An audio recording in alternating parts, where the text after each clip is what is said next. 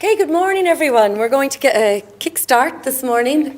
You're all very welcome to the 4th annual Mobile Technology and Health Conference.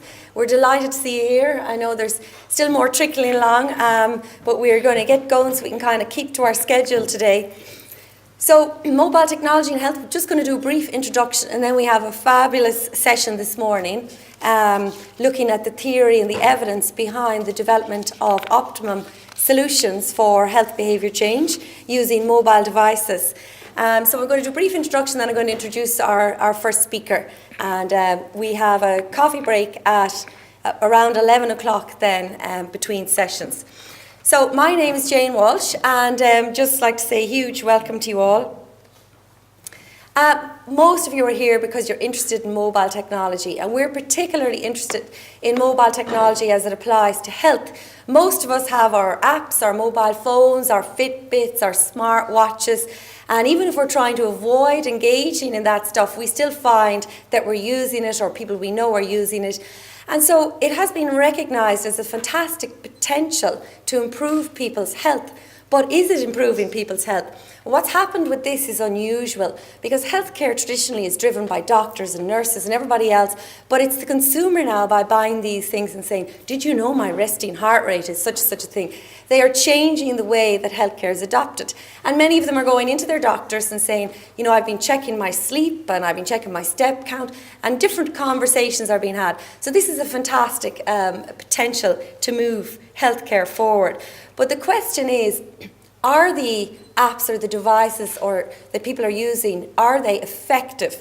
And that word effective is very interesting because it means different things to different people. Could they do harm potentially? Well, that's a whole other question. So in the early stages when technology was really bursting onto the scene, the World Health Organization and the European Commission started looking at what's going on with technology, where are the possibilities and potential, and is there any evidence for what's being used?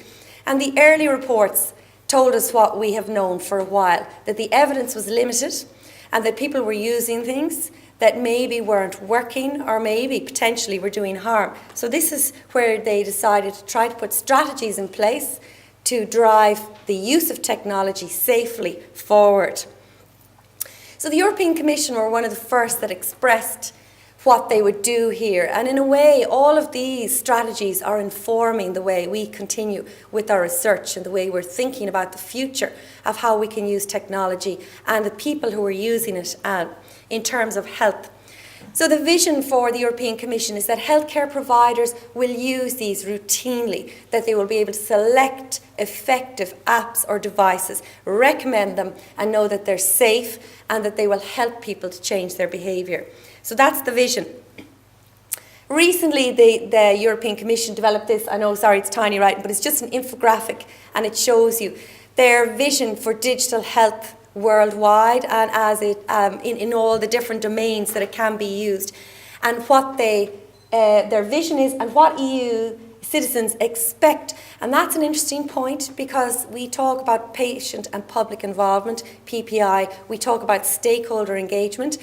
You cannot make all the decisions at the top end without involving those that these are being made for.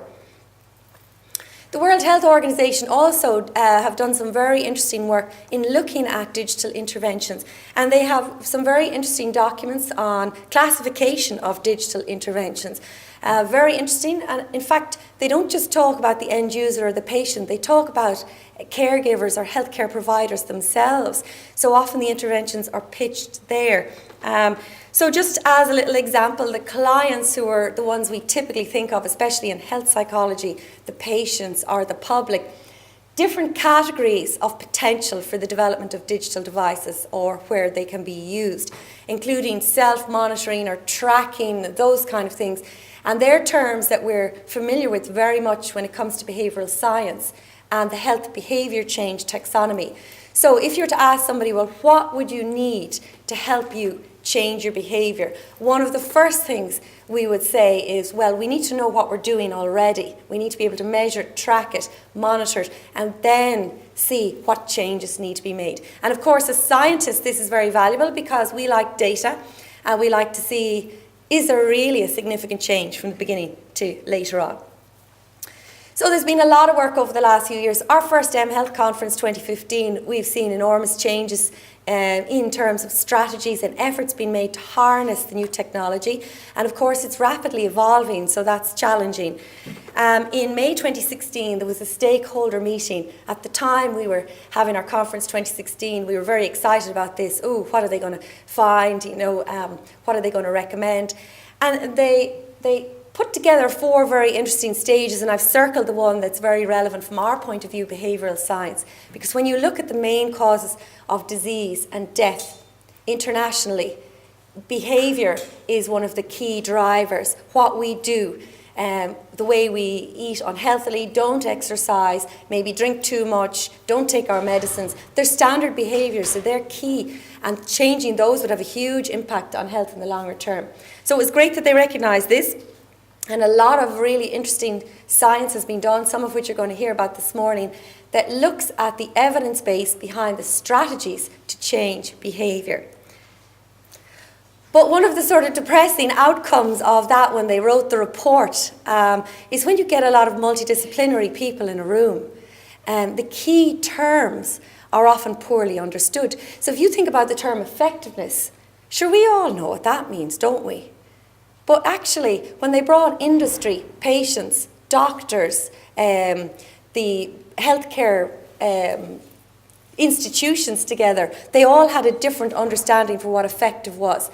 So the end of that report, the conclusions were, almost we'll agree to disagree, which was terrible. So in a way, the process is slightly stymied by that, which means that in a way there's back to the drawing board to understand what is it that we're trying to achieve here. Let's understand what effective means. And obviously it can be more than one thing, and more elements of it might be more important to you than somebody else. So one of the things that's really key is to achieve consensus between stakeholders. If you don't have that, if you don't have the engagement, then these interventions or these technologies will not work, they will not be successful, they will not be adopted. And it doesn't matter how fancy the app looks or anything else, if you don't have buy-in from the people that are key decision makers from the beginning, it won't work. So there's a huge amount of emphasis on that at the moment. Now the World Health Organization also created mHealth Adoption Standards, Research Standards Guideline. So for those of us involved in research, this is really handy. Now there's lots of different points on it, 16 points, but I just highlighted 3 that sort of are key areas if you're doing research to be aware of. And again, these guidelines are really useful for anyone conducting research in this area to look at. The content. What is driving the content? So is it based on evidence? Is it good sound theory? How have you selected it? So Susan Mickey's work with behaviour change wheel is one that you're going to hear about this morning, has helped us focus and pick out the active ingredients that we put into intervention that will work effectively. Stakeholder involvement. This is becoming increasingly recognised. Top-down decisions won't work. You need to be working both in terms of, what the top research findings are, but also engaging from the very beginning everyone who's going to be involved in the implementation of these various interventions. And then context. And this is the fascinating area, and one that I think in many ways will be the future, which is recognising the individual, personalising to the person, and also recognising where that person is in their environment. So if you imagine if you're somebody that runs on Monday, Wednesday and Friday, it's good that your app knows that, or that whoever's dealing with you knows your particular habits. But what about if you go abroad to Portugal on your summer holidays?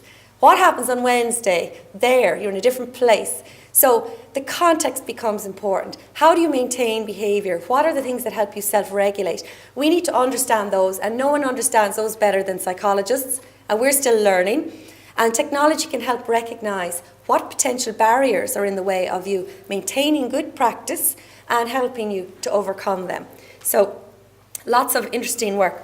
So just a small bit then about our group, the mHealth Research. We set this up 4 years ago now, and we've been running the conference. We're working on a lot of projects.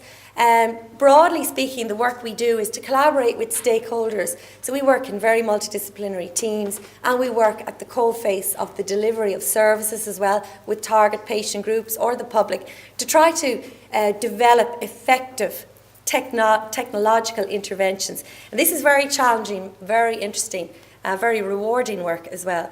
And we integrate our particular science, behaviour change theory to try to make these more effective.